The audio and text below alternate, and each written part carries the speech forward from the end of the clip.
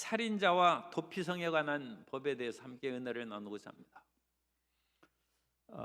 우리 신명기 19장부터 22장까지는 다양한 것 같은 주제가 나타나 있는데, 그 19장, 20장, 21장, 22장 이 네 장은 그래도 생명의 존엄성과 정의로운 사회를 구현하는 그러한 큰 틀로 묶을 수가 있습니다. 그래서 하나님께서는 우리에게 많은 율법, 다양한 법을 주셨어요. 그런데 그 율법은 우리를 살리기 위한 것입니다. 생명을 존중한 그런 법입니다. 뿐만 아니라 이 율법을 지킴으로 나만 잘 사는 것이 아니라 우리 이웃과 함께 잘 사는 것입니다. 정의로운 사회가 구현되는 것이라는 것입니다. 오늘이 살펴볼 19장 1절부터 13절까지 말씀은 살인자와 도피성에 관한 그런 법인데, 살인자는 원래 제6계명에 살인하지 말라고 되어 있고, 살인하면 죽어야 됩니다. 그래서 사람의 생명은 생명으로 갚는 그것이 율법입니다. 그런데 율법이 그와 같이 단순한 것이 아닙니다. 하나님께서는 기계적이고 문자적으로 사람들을 이끌어가는 것이 아니라 우리의 형편과 상황에 따라서 그 율법을 다양하게 적용시키고 될 수 있으면 우리를 살리는 방향으로 우리를 이끌어 주신 줄 믿습니다. 오늘날 법을 적용할 때에도 이 땅의 재판관들이 아마 그런 성경적인 정신을 가지고 많이 재판을 하지 않을까 그렇게 생각하는데, 사건마다 또 판사마다 약간씩 성향이 달라서 완전히 보편화시킬 수는 없겠습니다. 그러나 문자대로 법을 적용하면 모든 사람은 죽는 것입니다. 성경에는 이는 이로 눈은 눈으로 하라는 그런 법이 있지만, 그것은 이가 부러졌으면 이 한 개만을 부러뜨리지 아니하고 내가 이를 부러졌는데 너무 화가 나가지고 사람을 죽일 수 있기 때문에, 이를 부러뜨렸으면 그 사람이 마음에 아픔과 분노가 있으니까 상대방 그 정도만 똑같이 부러뜨려서 마음의 분노를 잠재우고 그 사람의 생명은 건드리지 않도록 그렇게 하라는 것입니다. 그런데 오늘날 수많은 사람이 아주 이상하고 분노에 쌓인 사람들이 많이 있어요. 그래서 주차하는데 잘못 주차해가지고 비켜달라고 하면 내가 지금 바쁜데 당신 나를 이와 같이 귀찮게 하면 되겠느냐, 그 정도로 그런 화를 내는 것은 이해할 수 있죠. 그런데 그것을 가지고 상대방을 폭행을 하고 심지어 온갖 나쁜 짓을 행해가지고 사람을 거의 죽이다시피 한, 그게 그러니까 분노를 조절하는 기능이 이제 그것도 고장났다고 병원 진단서 찾아올지 모르지만 그런 일이 있어서는 안 되죠. 성경에 나오는 이는 이로 눈은 눈으로라는 동태복수법도 그것은 사람의 분노가 한계를 갖고 그 사람을 살리는 법입니다.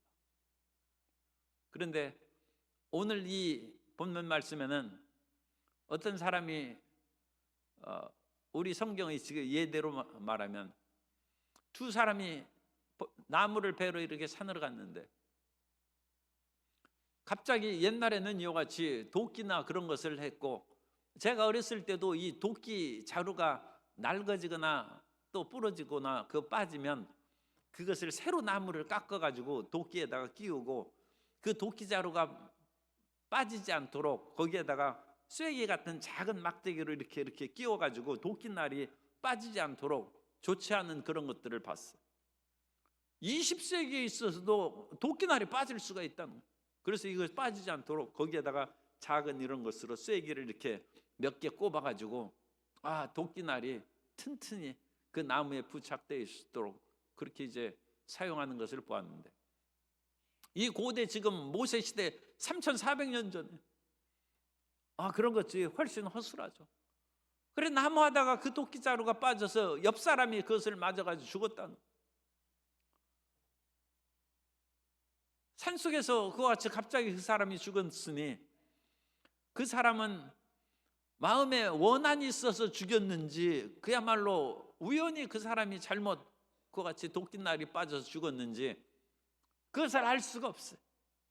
그렇기 때문에 그 사람이 죽었으면 빨리 죽은 사람에 대해서 요새로 말하면 119에 신고하고 나서 자기는 빨리 도망가야 돼요. 어디로 도망가느냐? 도피성으로 도망가야 돼. 왜? 살인자는 죽이라고 되어 있는 것이 기본적인 율법이기 때문에 사람이 죽었으면 일단 자기는 그 죽은 사람의 친척이 가까운 사람이 그 사람을 죽일 수 있는 권한이 있어요. 옛날에 경찰 제도가 이 3천 몇백 년 전에 그것이 온 지역에 퍼져 있지 않기 때문에 이런 잘못된 일에 대해서, 특히 죽은 일에 대해서는 직접 복수하는 일이 그 당시 인정이 된 것입니다. 그래서 이 피의 보복자예요.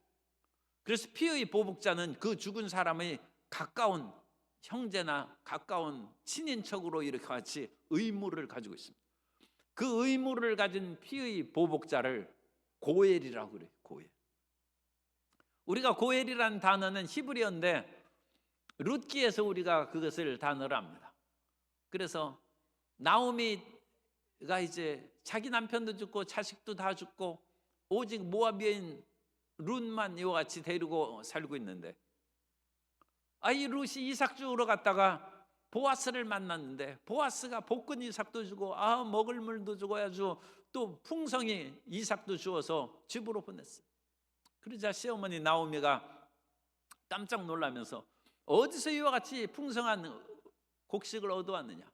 그래서 보아스라는 사람을 만났는데 그러자 나오미가 손뼉을 치면서 그 사람은 우리의 구속자다, 우리의 고엘이다, 우리의 기업을 물을 자라고 나왔어요. 기업을 물러준 거예요. 그래서 옛날에 우리가 망해가지고 다 전답을 팔았는데 전답 팔은 것을 회복시켜줘요. 그러니까 친척이 잘 사는 사람이 있으면 가난한 친척의 잃어버렸던 집이나 전답을 사줘야 돼요. 이거 참 또 심각 문제가 생기죠. 그래가지고 자기 혼자만 잘 살아면 안 돼. 보아스가 우리의 잃어버린 전답을 회복시켜줘야 되고, 뿐만 아니라 우리 집은 지금 가까운 그런 그 친인척이 후손이 없이 죽은 사람을 아내로 맞이하여 그 사람의 가업을 이어주는 의무도 있어. 그것도 기업을 물러주는. 그래서 보아스는 너하고 결혼해서 우리 집에 지금 대가 끝났는데 자식을 낳아서 우리 가문을 이어가게 할 책임이다. 보아스가 갑자기 엄청난 책임과 의무를 이제 지는 것이죠. 보아스가 그 전에는 소식을 모르고 나오미가 연락도 안 하고 그러니까 그런 의무와 책임을 몰랐을 거예요. 그런데 이제 그 사실을 알게 되면서 보아스는 잃어버렸던 기업도 회복시켜줘야 되고 룻과 결혼해서 자식도 낳아줘야 돼. 그런데 보아스보다 더 가까운 친척이 있었다. 가까운 친척이 그 의무를 먼저 이행해야 돼. 그런데 그 친척이 그 의무를 이행하지 않겠다고 하자 보아스가 그 의무를 이행해서 보아스가 룻을 아내로 삼음에 오벳을 낳고, 오벳은 다윗의 아버지 이새를 낳고, 그 다음에 다윗 왕이 태어나. 그런데 이 기업 물을 자가 또 한 가지 책임이 있는데, 자기에 가까운 그 부모님이나 형제나 그런 사람들이 이와 같이 갑자기 도끼에 맞아서 죽거나 아니면 정식으로 살인을 했거나 아니면 우연히 죽었거나 해서 돌아가셨어. 그러면 그 가까운 기업 물을 자가 복수를 해줘야 돼. 그래서 억울한 피가 없도록, 그러니까 오늘날에는 이제 경찰에 신고하면 경찰이 이제 수사하고 모든 것을 해서 그 사람에게 고의성이 있었느냐 아니면 고의성이 없었느냐, 그거에 따라서 이제 검찰에 넘기고 재판을 받게 하면 고의성이 있으면 사형을 받을 수도 있고 아니면 징역을 오래 받을 수 있고, 고의성이 없으면 상당히 벌이 작게 해가지고 그 모든 것을 재판으로 진행하죠. 그런데 예전에는 그러한 경찰제도와 재판제도가 아주 어려운 그런 시절이었기 때문에 없는 약간은 있었습니다만 거의 보편적으로 시행이 안 됐어요. 그렇기 때문에 그 친척이 책임을 져야 됩니다. 그래서 아까 말씀드린 것처럼 두 사람이 나무하다가 한 사람이 죽었어요. 그러면 그걸 빨리 신고하고 자기는 불이 나게 도망가서 도피성으로 가서 피의 복수자가 따라와 가지고 자기를 죽이지 못하도록 그 성읍에 숨어 있어요. 그런데 무조건 숨어 있는 것이 아니라 그 도피성의 장로들, 그 도피성을 다스리는 관할하는 그런 분들에게 내가 이 어느 마을에 사는 사람인데 이러이러한 일이 있어서 사람이 죽었습니다. 그래서 그 죽은 그것으로 인하여 나를 복수하려는 사람이 오면 내 생명이 울태로운데 나를 보호해 주십시오. 그렇게 얘기하면 그 성읍 장로들이 일단 그 사람을 보호해 주는 거예요. 그리고 일단 보호해 준 후에 그 장로들과 그 사람이 살던 그 마을에 가서 두 사람의 관계를 자세히 조사하는 거예요. 자세히 조사. 그래서 평소에 둘이 미워하고 원한 관계에 있었으면 이건 살인할 가능성이 크죠. 그건 고의적인 살인, 고의적인 살인. 그건 벌이 큰 것이죠. 그리고 고대 세계의 고의적인 살인은 뭐 다른 무기징역 그런 것도 없어요. 그건 사형입니다. 처형돼서 죽는 거예요.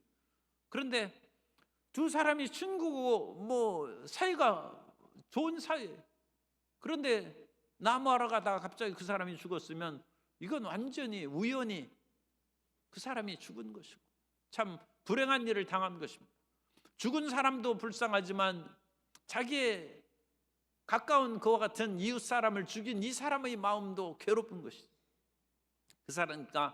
그 사람은 이런 여러 가지 사실을 조사해서 재판을 받게 하고 재판 결과 이 사람은 고의로 죽일 이유가 없다 하면 그 사람에게 고의로 죽이지 않았다. 그러므로 이것은 고의적인 살인이 아니라는 판결을 내립니다. 그러면 일단 그것은 무죄가 되는 거예요. 그런데 그 다음에가 중요해요. 그래서 무죄가 뭐 완전 무죄라고는 할 수 없지만 어쨌든 고의적인 살인은 아니고 그야말로 그 사람이 우연히 죽은 것이고 그건 어쩔 수 없이 하나님께서 그 사람이 그런 다양한 방법으로 이제 사람이 죽기 때문에 좀 비극적으로 죽음을 당한 것이죠. 그래도 이 사람이 그렇게 살인할 의도는 전혀 없다. 이제 그것으로 판결 내렸는데 그렇다고 해서 집으로 못 돌아갑니다. 이제 그게 문제예요. 그래서 이 살인자는 고의적인 살인이 아니었을지라도 자기 마을로 돌아가서 거기에서 이전 생활로 그대로 복귀하지 못한다는 거예요. 그럼 어떻게 해야 돼요? 도피성에서 계속 살아야 돼요. 그래서 도피성에서 계속 살면서 어느 때까지 사느냐? 대제사장이 죽을 때까지 살아야 돼. 그래서 대제사장이 죽음으로 말미암아 그 사람이 부지 중에 자기가 고의로 하지 않은 죄일지라도 죄는 죄입니다. 부지 중에 지은 죄를 대제사장이 다 청산하고 짊어지고 가는 그것으로 상징한 마치 대제사장인 예수님께서 십자가에 달리사 우리의 모든 허물과 죄를 다 짊어지고 가신 것처럼 이것도 구약의 하나의 예표요 그림자라고 볼 수 있어요. 그래서 대제사장이 죽기까지는 집으로 못 돌아가요. 도피성에서 그와 같이 그냥 살아있어요. 그리고 만일 재판한 결과 이 사람이 고의성이 인정되면 그 사람은 사형에 처해요. 그리고 그 사람이 나는 억울하다 하면서 성전에 도망가가지고 제단 뿔을 잡을지라도 하나님께서 얼마나 정말 정확하게 말씀하시는지 내 제단에서도 끌어내어서 그를 처형하라고 돼 있어요. 고의적인 살인은 용서받지 못한다.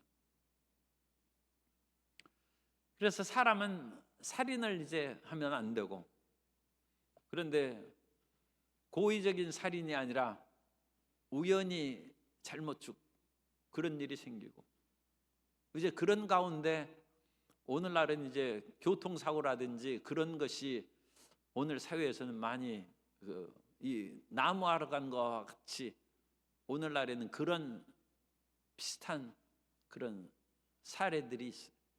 그래서 사람이 죽었어요. 그건 뭐 교통사고 같은 경우는 특히 그건 고의가 아니죠. 그건 뭐 어디 그냥 일부러 뭐 그런 교통사고로 위장하는 악덕 범죄자들도 있습니다만, 일반적으로는 그건 전혀 고의성이 없습니다.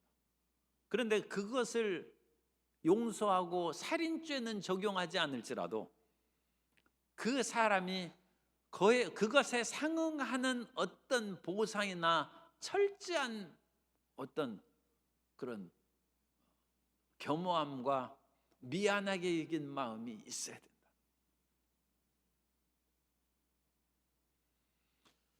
그 영화에 밀양이 있고, 그 밀양에 보혈을 지나 그것을 이제 작곡한 그 사람이 내 한 세대 제자가 그것을 작곡해서 그 영화 음악에 들어갔다고 300만 원을 받았대.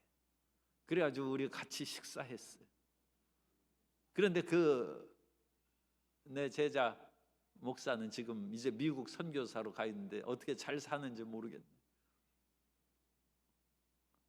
그런데 그 밀양 얘기를, 그래서 나는 영화를 거의 잘 많이 못 보기 때문에, 그런데 그 스토리를 이제 내가 밥까지 얻어먹었는데 그 스토리를 줄거리라도 알아야죠. 보니까 어쨌든 그 사람을 그렇게 죽어가지고 교도소에 갇혀 있는데, 그래도 그 사람이 너무 그것을 인하여 마음이 괴로워할까 싶어가지고 그 죽은 아이의 엄마가 교도소에 면회 가서 딱 보니까 얼굴에 초췌한 빛이 없고 괴로운 빛이 없어요. 오히려 기쁨과 감사가 넘치는 얼굴로 나는 기도해서 이미 죄사함을 받았다고 그렇게 얘기하는 거예요. 그러니까 이제 그 엄마가, 그 전도연 배우가 아마 그렇게 했을 거예요. 아니, 하나님 어찌 이럴 수가 있습니까? 당사자인 내가 아직 용서도 안 했는데 하나님이 무조건 용서를 해주시고, 뿐만 아니라 이 사람은 나한테 죄스럽고 미안한 마음을 가져야 되는데 어떤 점으로는 뻔뻔스럽게 나와서 나는 용서 안 받았으니까 내 마음이 평안하다고 하는데, 내가 용서도 안 해줬는데 어찌 이 사람이 자기 평안함을 얻을 수 있겠습니까?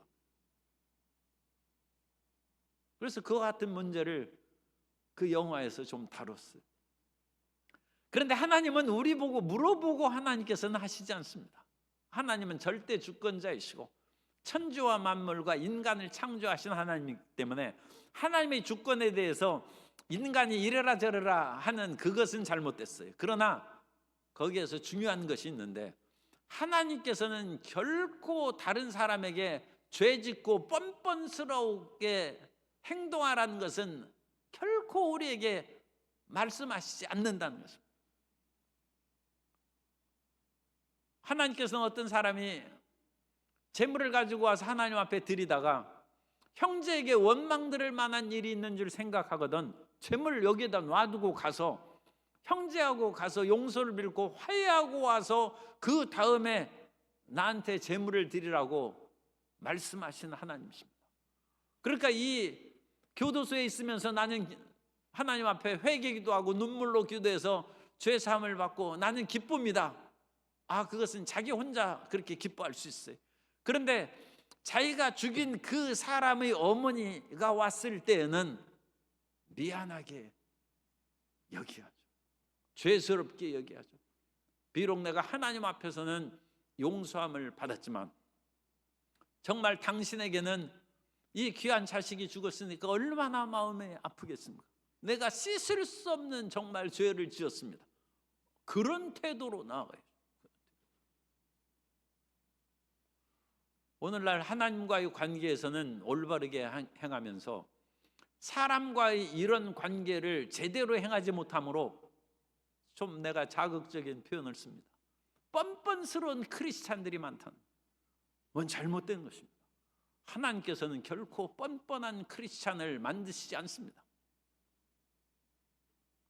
그렇기 때문에 하나님께서는 자기가 사랑하는 친구가 나무하다가 도끼날이 빠져서 죽었어요. 그 사람 얼마나 마음이 아프겠어요. 그 자기 친구가 죽었으니까. 그런데도 불구하고 그 사람은 나는 죄 없다, 나는 전혀 죽일 마음도 없고 그랬는데 정말 이 친구가 죽을 운명을 갖고 태어났고 재수가 없어서 죽은 것이지 오히려 나는 그것으로 인하여 피해자다, 그런 식으로 여길지라도 동네에서 이웃집 친구는 죽어서 그 집은 정말로 가장이 죽고 아들이 죽고 비탄에 빠져 있는데 자기는 죄 없다 하고 동네를 활보하고 활개치며 다녀서 되겠습니까? 그런 태도를 가지면 안 되죠. 그러니까 하나님께서 도피성이라는 제도를 세운 거예요. 그래서 도피성은 이중 목적이 있어요. 하나는 도피성에 들어가서 피해서 숨어 있을 뿐만 아니라 피의 복수자가 거기에서 들어와서 밤에 몰래 와서 죽인다, 그러면 그건 살인입니다. 그건 복수하는 것이 아니라, 복수자는 피의 복수는 그것은 당연한 것으로 그건 무죄입니다. 그러나 도피성에서 재판을 받을 때까지 숨어 있는 사람을 몰래 와가지고 저 원수 내가 죽여야지 해서 죽이면 그 사람은 또 살인한 것과 또 마찬가지. 그 사람도 이제 또 피의 복수를 계속 받아가지고 죽임을 당할 수도 있고, 재판받으면 고의적인 살인한 자니까 그 사람은 처형된다. 그래서 도피성은 피해 있는 곳에 피의 복수자가 오지 못하도록 피해 있는 그것이 첫 번째 이유고, 두 번째 이유는 어찌됐든지 자기로 말미암아 사람이 죽었으니까 낯선 동네에서, 그리고 자기가 도피성에 가서 삶의 기반도 없죠. 그런 속에서 그 집안도 얼마나 이제 어려워지겠어요.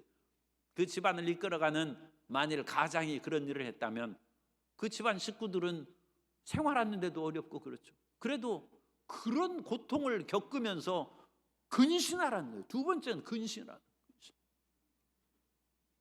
미안하게 여기게 하죠. 자기가 고의성이 없다 할지라도 그 사람이 죽은 거에 대해서 미안하게 여기고, 그 사람이 죽은 사람의 집안도 경제생활과 온갖 삶이 무너지고 어려울 거 아닙니까? 자기 집안도 완전 그렇지는 않을지라도, 자기는 살아있으니까 그렇지는 않을지라도 그런 정도로 좀 어렵고 같이 미안한 짐을 짊어져야죠. 도피성이 두 가지, 자기 목숨만 피해가는 것이 아니라 근신하는 거죠. 그래서 제6계명에 그 보면 거기에서 살인하지 말라고 그렇게 나오고 있지 않습니까? 그래서 이 살인하지 말라는 그와 같은 그 단어가 여기에서 3절에 보면 살인자라는 그와 같은 그 단어를 여기에 쓰는데, 이 살인자, 이 3절에 우리 신명기 19장 3절에 나오는 살인자는 거기는 고의성이 없는 살인자예요. 그리고 10계명에 나오는 살인하지 말라 하는 그 살인은 고의적인 살인을 가리킵니다. 그런데 고의적인 살인을 가르치는 그 히브리어 단어가 라짜흐라는 단어인데, 이 라짜흐하고 같은 명사형을 19장 3절에 살인자에 쓰고 있어요. 이건 비고의적인 살인자인데도 거기에서 같은 단어를 쓰고 있어요. 그것은 죽은 것은 죽은 것입니다. 결국 죽인 것은 지금 마찬가지예요. 그러나 하나는 고의적인 살인이고 하나는 비고의적인 우연한 그런 살인이긴 합니다만 같이 죽은 것은 지금 마찬가지예요. 그러므로 죽은 거에 대해서 고의적인 죽음을 행한 사람은 처형을 받지만, 비고의적인 그런 살인을 한 사람은 비고의적인 것으로 인하여서 죽일 이유까지는 없어요. 그렇지만 그만한 정도로 마음을 괴롭게 하고 가슴 아파하고 근신하고 활개치고 다니지 말고 겸손하고 낮아진, 그러니까 죄인 아닌 죄인처럼 지내라는 것입니다. 왜 그래?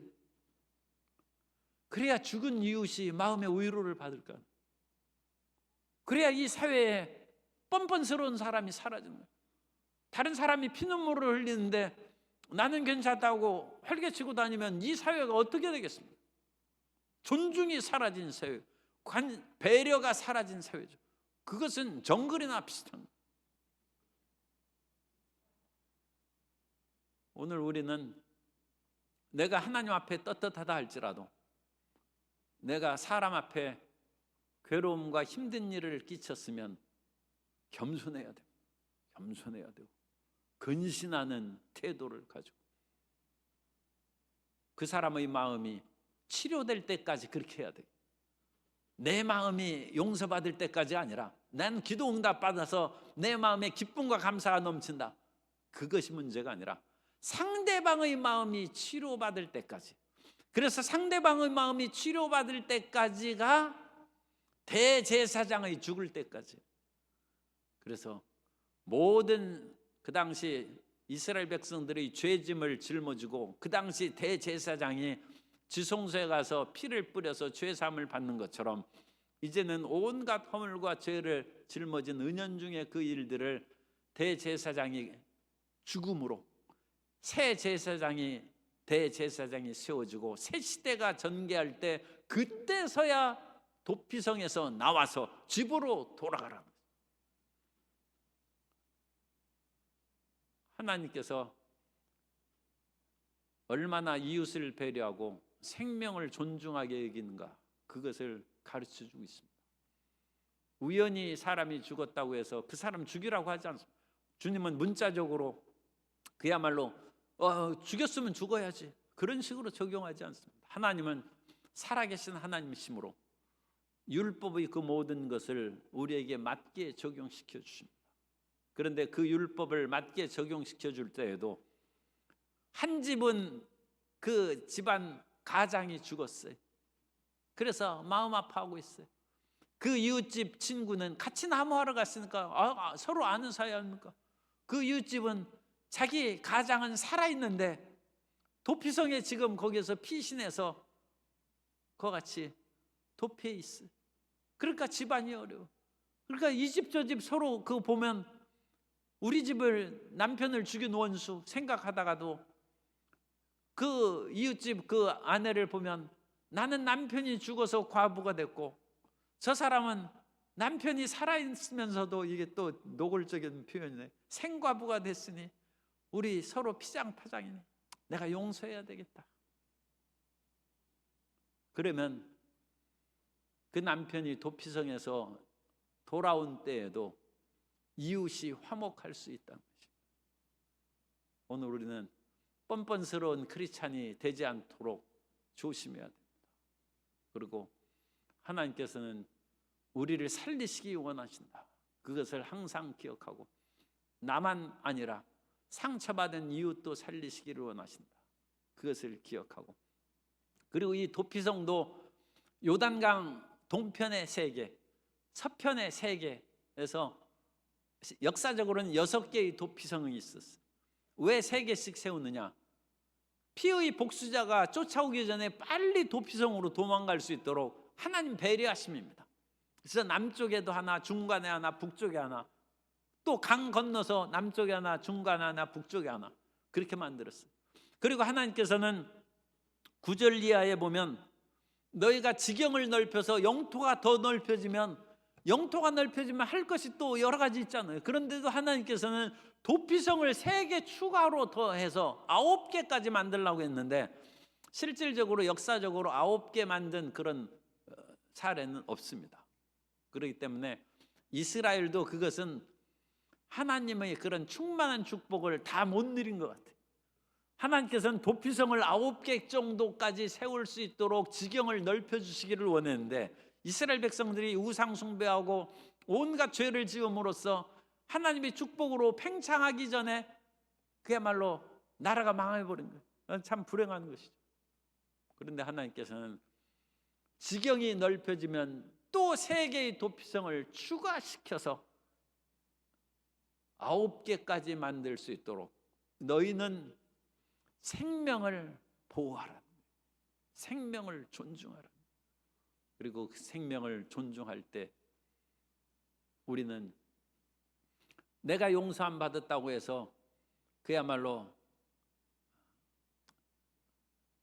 너무 뻔뻔스럽게 살지 말고 이웃에 대한 미안함과 그 사람의 아픔을 자기도 나눠 가지는 기간이 필요하고, 그 같이 금식하고 아파하는 그 기간이 도피성에 피해 있을 그 기간이요, 대제사장이 죽을 때까지입니다.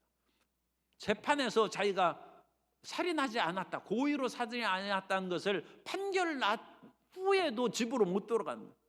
도피성에 있어야 돼. 대제사장이 죽을 때까지.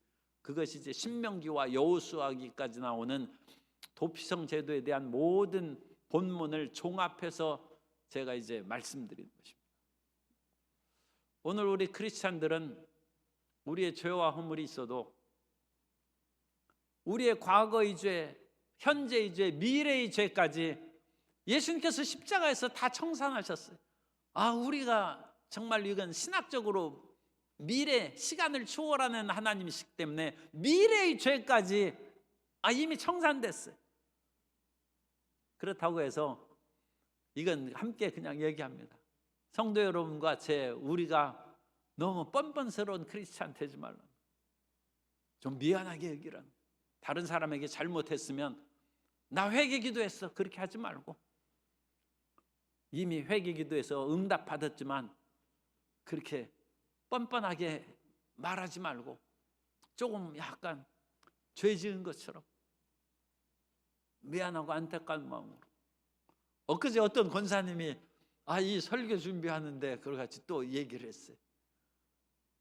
카페에서 차를 마시는데 어떤 남자분들이 서로 얘기하는데 어떤 한 사람이 교회를 요새 안 나온대. 그리고 왜 안 나오냐 물었더니 살인자를 그같이 용서해 주신 하나님 나 못 믿는다고 안 나온대. 다윗이 살인하고 그랬는데 어떻게 그렇게 쉽게 용서하고 살아가느냐. 그런데 하나님께서는 살인자를 용서해 주십니다. 그러나 용서받은 그 사람이 뻔뻔스럽게 살지는 말아야 돼. 그래서 그와 같은 미안한 마음을 가지고 살면 아마 나는 살인자를 용서해 주신 하나님 이해 못해서 교회 안 나온다는 사람도 아마 다시 나올 것입니다. 그 사람을 다시 나오게 하는 것은 우리 크리스찬들의 덕스러운 신앙생활입니다. 덕을 쌓는 그 같은 신앙생활을 통해서